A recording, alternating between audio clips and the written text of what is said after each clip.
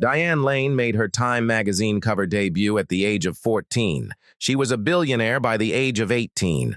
She was a young star with an angelic face who was being chased by Hollywood as a whole. But the further she traveled, the more silent she became. And it wasn't until she was 59 that Diane eventually acknowledged having relationships with co-stars Christopher Atkins and Timothy Hutton, whom she had long suspected but never verified.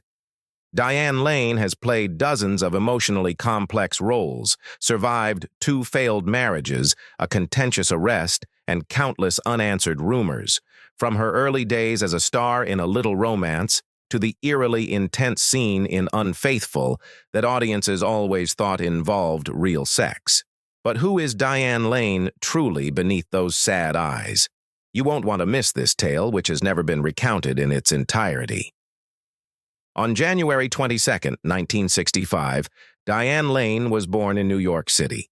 Colleen Lee Farrington, her mother, was a nightclub singer and model who was the centerfold for Playboy Miss October 1957. She was also known as Colleen Price. After working as a cab driver and co-running a theater workshop with John Cassavetes, her father, Burton Eugene Lane, was an acting instructor in Manhattan who eventually taught humanities at City College of New York. Diane's parents divorced when she was 13 days old. Although she had custody of Diane until she was 6 years old, her mother eventually relocated to Mexico and sued for divorce. When she moved to Georgia, she gave her to her father. After that, Diane spent several years living with her father in New York, traveling between residential hotels and often riding along in his cab every day. Diane's early years were characterized by an unusual environment, sporadic education, and trips across Manhattan in an old taxi. Instead of growing up in a stable environment, she was surrounded by little stages and the free-spirited lifestyle of artists. She had to rapidly develop and gain independence at that period. Diane proclaimed herself free from her father by the time she was 15 years old. She took a plane to Los Angeles to spend a week with her friend and co-star from Child Bride of Short Creek, Christopher Atkins.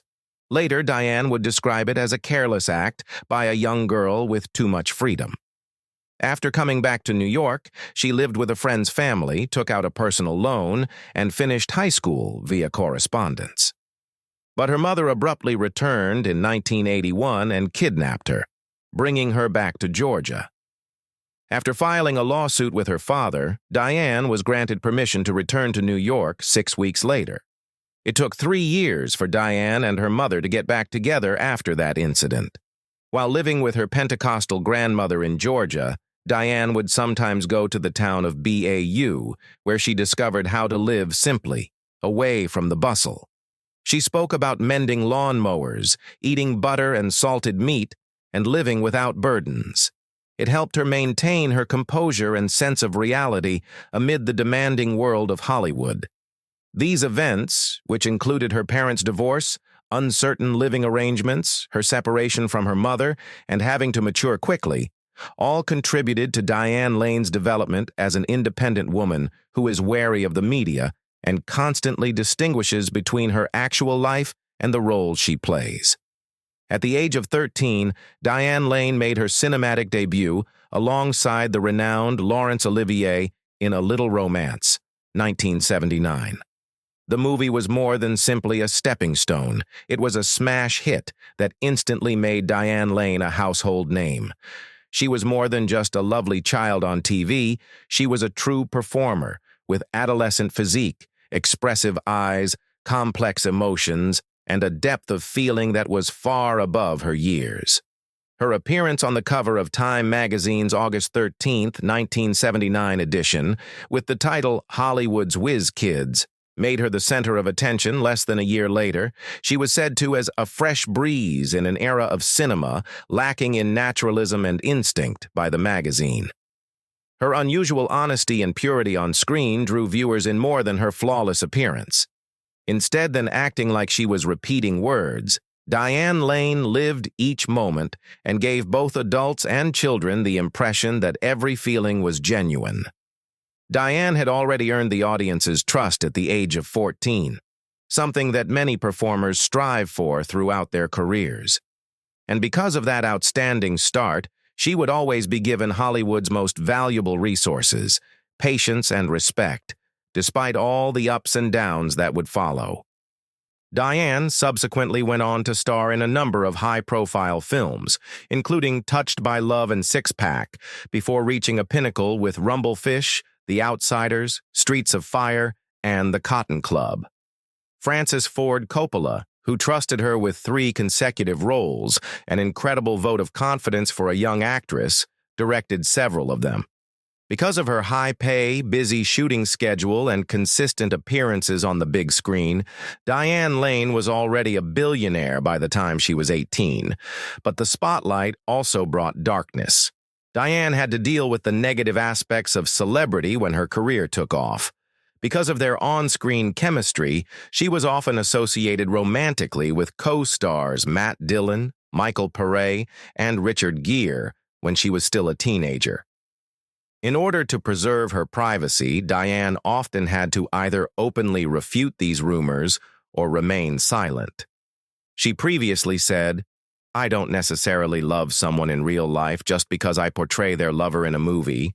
However, many people are unaware of it. In addition, the majority of the parts she was given during this period were versions of the ideal girlfriend, which resulted in her being typecast and seldom given the chance to exhibit a wider variety of emotions. Diane, the actress, was forced to keep her distance from the media and be more cautious with her scripts as audiences started to conflate her with the roles she portrayed. Diane Lane took a bold but dangerous route to prominence when she first arrived in Hollywood. She also had to learn early on that being a brilliant actor is not enough, and that fame does not equate to understanding. In a world that wants to create your narrative for you, you also need to know how to survive. Diane Lane began a new stage in her career, one where she not only acted but also fought to be seen as a complete artist. After years of being typecast as the on-screen girlfriend and existing in the hazy area between character and reality, she acted in Adrian Lyne's 2002 film Unfaithful as Connie Sumner, a woman who cheats not out of passion, but rather out of a profound feeling of isolation and alienation in an otherwise apparently ideal existence. Diane had never before been handed a role that was so nuanced, multi-layered, and emotionally torn. A landmark moment in film history was the scene in which Connie waits on a train after her first affair. There is no conversation or sex, just shaking hands, confused gaze, and weak breathing. It is still cited years later as the ideal illustration of action via quiet. Few people are aware that the moment wasn't originally included in the script. We had wrapped the shot and were bringing the train back to the station when Adrian Lyne said, "Just shoot something." "I didn't ask anything," Diane said in an interview with the Jess Cagle Show. "I just closed my eyes and got going." We never did it again after filming it in a single take. She chuckled when she remarked, "Everyone believes there is a sex scene on the train, but there isn't. On Late Night with Conan O'Brien. That is the lenses and emotions power." She received Actress of the Year at the Hollywood Film Awards and was nominated for an Academy Award for Best Actress for her portrayal of Connie. More significantly, however, it changed her public image from that of a young girlfriend who was influenced by her male co-star to that of a genuine actress who could carry a whole movie with only her eyes and quiet. Diane Lane didn't slow down after Unfaithful, not even a year. She later made her big-screen comeback with Under the Tuscan Sun, 2003, a very different kind of movie that elevated her career to new heights. She portrayed Frances, a middle-aged, recently divorced lady who moves to the United States to acquire a dilapidated property in Tuscany and start over. The character was flung to the bottom and had to rebuild. She wasn't born powerful. Instead of looking for love, Frances was looking for herself. Diane Lane brought real-world experience to the position. Filming in Tuscany looked like the perfect getaway, but after 5 weeks it got too much, she said in an interview with Conan O'Brien on Late Night. She spoke out. I had eaten all the wine, all the olive oil, tried all the pasta, and I missed my daughter so much. I just wanted to fly home. I cried. I didn't want to be in paradise anymore. In addition to earning her a Golden Globe nomination for Best Actress in a Musical or Comedy, the portrayal of Frances, a strong, unpretentious woman who overcomes heartbreak, became a fresh representation of middle-aged women in Hollywood. Diane Lane depicted rebirth in a very human way, slow, awkward, but true, without emphasizing suffering or displaying frailty. With Under the Tuscan Sun, Diane transcended her status as an actress who had outgrown her adolescent popularity and became a mature lady who connected with a whole generation of women who were grieving and trying to find their identities. Diane Lane didn't do the same thing again after Unfaithful and Under the Tuscan Sun. She delved into the world of quiet, flawed women whose inner lives were brimming with latent revolt, but who are often ignored by history. She portrayed a woman who, while her husband is abroad on business, is moving away from the marriage she once selected, turning a summer vacation into a nothingness in A Walk on the Moon, 1999. Diane's character exposes him in a subtle way because she no longer recognizes herself in the subdued life of a faithful wife, not because the lover is alluring. The movie merely shows the eyes of a lady who knows she's doing something bad, but is unable to stop. There are no big confrontations. Diane was nominated for an Independent Spirit Award for the part, but more significantly, it signaled a shift in her acting style from words to feeling.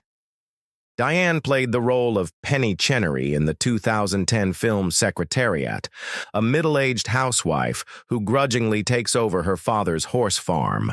Penny not only lives, but she guides Secretariat to become one of the greatest racehorses in American history in the male-dominated world of professional horse racing, where men make all the decisions and women are supposed to keep silent.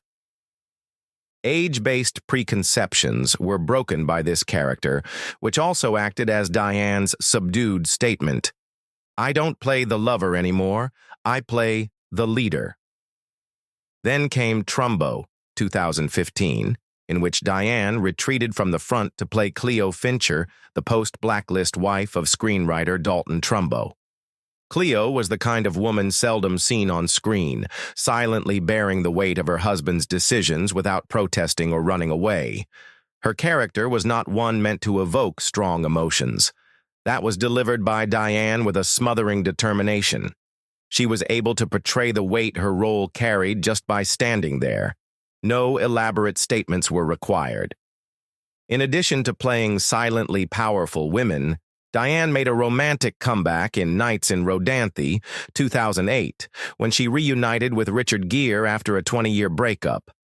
This time, they weren't ardent young lovers, but rather two shattered adults looking to trust one another.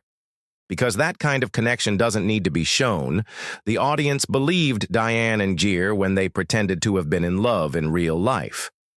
Every look and the lengthy silences between two souls attempting to mend speak for themselves. Diane Lane, who was never one for inflammatory remarks or red carpet drama, had a cool and collected public persona for many years. She was generally regarded as the kind of artist who avoided controversy and lived for her work. However, Diane abruptly broke her long-standing quiet in 2005 when she made a shocking revelation in an interview with Esquire magazine. I had affairs with both Timothy Hutton and Christopher Atkins. Esquire. Diane Lane, 2005. She spoke it bluntly, as if releasing a burden that had been held for a long time. In addition to upending the media, that statement made people re-examine the year's worth of love rumors that had surrounded her since the 1980s. Once dismissed rumors regarding Richard Gere, Michael Pare, and Matt Dillon suddenly took on new significance.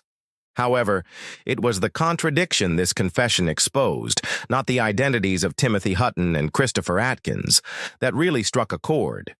That precise boundary had been crossed in real life by a lady who so often played characters who had been betrayed.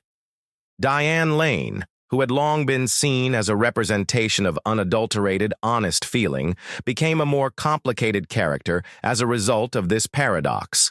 Victim and transgressor, role and reality, good and wrong. While some admirers were let down, others saw her candor as evidence that Diane wasn't faking it. Even when the reality wasn't pleasing, she was living. Diane Lane was used to having her private life scrutinized by the public from an early age. However, out of all the relationships that were discussed, she remained with Christopher Lambert the longest, and he continues to make her smile whenever she speaks about him in the future. Both were in the prime of their careers.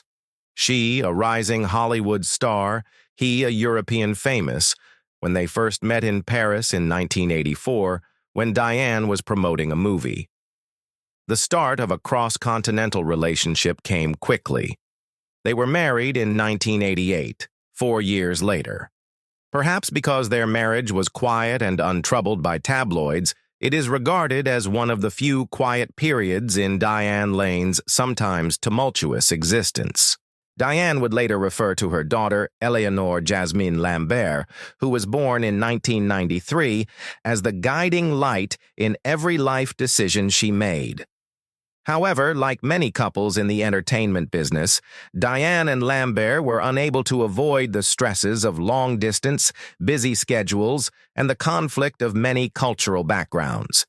After 6 years of marriage without controversy or resentment, they were divorced in 1994.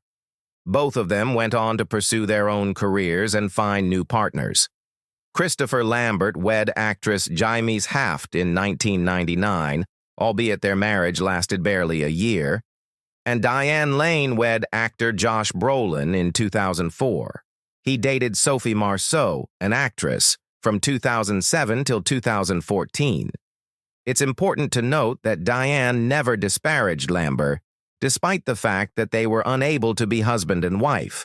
Rather, she often underlined, "We truly loved each other, but sometimes love alone isn't enough." It's commendable that they remained friends after their breakup and co-parented their kid as if they were true colleagues. Loss is not always the outcome of a broken relationship. Some marriages, such as Diane and Lambert's, end in development and acceptance rather than bitterness. Diane Lane prefers to live that way, discreetly, responsibly, and without ever assigning blame. It took Diane Lane almost 10 years to reopen her heart after her divorce from Christopher Lambert. When she did, she selected Josh Brolin, an actor renowned for his rough appearance and turbulent personal life, who was equally complicated. In July 2003, they were engaged, and on August 15, 2004, they were married. From the outside, they seemed to be the perfect couple. They were mature, had experienced grief, and breathed as if they were breathing oxygen. However, the couple entered its first difficult phase a little more than 4 months after the wedding. After a heated disagreement with Brolin at their house on December 20, 2004, Diane Lane contacted the police. Josh Brolin was taken into custody on a misdemeanor domestic assault accusation, which sparked a media frenzy. No judicial procedures ensued, and no public blame was placed. Nonetheless, Diane refused to file charges, and their spokeswoman subsequently characterized the event as a misunderstanding. The couple's image, however, had changed. Lane didn't speak to reporters. She didn't make accusations or utilize the media to defend herself. She said nothing. Diane Lane seemed to turn inward after that, eschewing social gatherings and spending more time as a mother and the silent head of her home. After over 10 years of marriage, Diane finally made the decision to leave. In February 2013, she and Brolin filed for divorce, which was finalized on November 27th of the same year. Neither publicly disparaged the other. There were no court cases or media campaigns after the divorce. Everything took place in silence, exactly as Diane had always dealt with suffering. Silently, but resolutely. Both Diane Lane and Josh Brolin carried on with their lives and professions after the divorce. Brolin's acting career continued to flourish. He said that after many events with alcohol, he has been clean since 2013. Even though her first marriage ended amicably and with mutual respect, her second marriage was marked subtly by emotional boundaries and stress. Although Diane Lane never identified as a victim, her decision to back off, remain silent, and leave was the most obvious demonstration of her quiet bravery and self-respect. From the tortured Connie in Unfaithful to the reborn Frances in Under the Tuscan Sun or Martha Kent, the embodiment of quiet sacrifice, Diane Lane often depicts strong, emotionally complex women on cinema. She doesn't carry those feelings home, however, once the cameras stop filming. The actual Diane Lane is another matter. When asked about her cooking abilities on a talk show, Diane laughed and said, "I'm only good at playing someone who can cook in movies. In real life, I've actually bought takeaway and pretended I made it myself. One of those cute little lies." Diane doesn't try to be flawless, and that's exactly what makes her feel so relatable. An Oscar-nominated actress who was once a Time magazine cover symbol of allure, but who also fumbled with a toaster and couldn't tell a toaster. Seductive, humorous, and instinctive. That's Diane Lane when she's not in character. She also disclosed a rather odd and surprising personal interest in a 1995 Playboy interview. "I'm obsessed with thigh-high boots. I have a whole collection of high heels. I love the feeling of being lifted a few inches." She likes to exercise, do yoga, ride horses, collect antique furniture, and spend as much time as she can with her daughter, Eleanor. She lives on her own terms, which are straightforward but never typical. She doesn't chase trends or put on a show. Maybe this is the reason why viewers always find Diane Lane so real. She doesn't create an image on or off TV, she just lives her life as she is, which is sometimes strange and unconventional, but never phony. Diane Lane takes a different route than many Hollywood celebrities who use the media as a platform to reveal their innermost feelings. She doesn't openly cry after sorrow or lash out when misunderstood. She remains mute, as if she is the only one who needs to understand what occurs in her life. Although some people see that kind of quiet as weakness, Diane sees it as strength, not because she has nothing to say, but rather because she doesn't need to say anything. She continues to guard a private zone, one that the media cannot access and where celebrity has no control over her feelings, despite 2 failed marriages, a contentious arrest, and a career-long whirlpool of love rumors. Some celebrities create a lasting impression on the world by making noise, but Diane Lane chooses to keep silent. Just a lady who puts herself in front of the camera, communicates with her eyes, and transforms suffering into art. No controversies, no huge box office campaigns, and no overpowering media presence. When VH1 named her 79th on their list of the 100 greatest kid stars in 2005, they acknowledged the fact that Diane Lane had achieved exceptional success from the start. She was also ranked 7th on the list of most attractive stars over 40 that year, not because she sought beauty, but rather because, as she grew older, Diane personified experience, resiliency, and a unique aura. Diane Lane never does the same character again, which is why audiences like her. Every woman, from Martha Kent in the DC universe to Frances in Under the Tuscan Sun or Connie in Unfaithful, has a unique tale that is full of brightness, paradoxes, and scars. Diane provides the audience honest, realistic reflections of herself by dissecting her characters, layer by layer, fear by fear. After age 40, few actresses continue to have a successful career. Diane Lane is unique. She has not only endured, but also changed. She doesn't make bold statements, remake herself as a feminist icon, or compete for attention. Her most potent voice is her silence, which she does not claim in the name of anything or adhere to any particular trend. Not many people are aware that Diane Lane spends time volunteering in the community. She discreetly collaborates with Hyper International to assist initiatives aimed at reducing global poverty.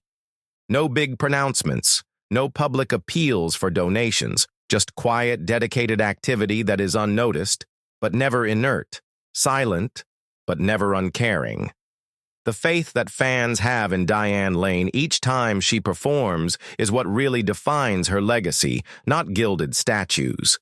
We are saddened when she weeps, we understand when she is quiet, and we mourn her when she leaves. And few people in the entertainment business can maintain it for more than 40 years. A complete honesty in both her work and her personal life. Diane Lane now prefers a calmer, quieter, and more independent pace of life rather than becoming the focus of tabloid romances or major motion picture parts. She still performs, but not to keep her celebrity, just as she has in the last 40 years. It's just a natural part of her. As a shrewd politician in House of Cards, 2018, and more recently, as Slim Keith, a New York high society figure in the series Feud, Capote vs. the Swans, 2024, Diane made a lasting impact on television. Diane Lane, who is almost 60, isn't simply making it in Hollywood.